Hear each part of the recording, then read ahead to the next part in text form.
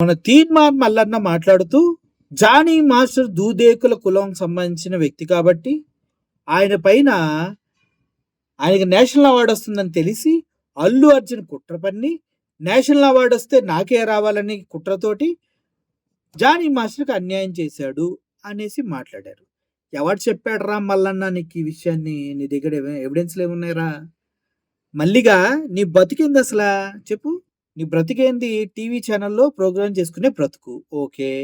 ఆ తర్వాత సినిమాలో ఆ మొహానికి రంగులేసుకొని తిరిగిన బ్రతుకు. ఓకే.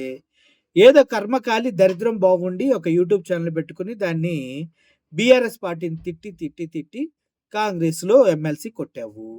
నీలాంటి వేస్ట్ నాయలుగాళ్ళు ఈ దేశానికే బరువనుకుంటే, నువ్వు అల్లు అర్జున్ గురించి మాట్లాడే స్థాయికొచ్చావంటే అసలు నిన్నేమనుకోవాలి?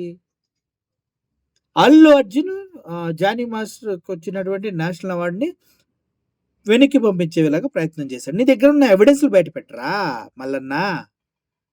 అవి పెట్టకుండా ఎందుకు వాగుతున్నావు కుక్కలాగా? అని అందరూ అంటున్నారన్నా. నాకు మస్తు బాధైతుంది నేనట్లా అంటంటే.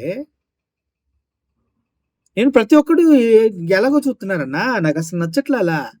మల్లన్న అర్థమవుతుందా? నీ అసలు పేరేందో కూడా మాకు తెలీదు. మల్లన్న, మల్లన్న అనే పిలిపించుకుంటున్నావు.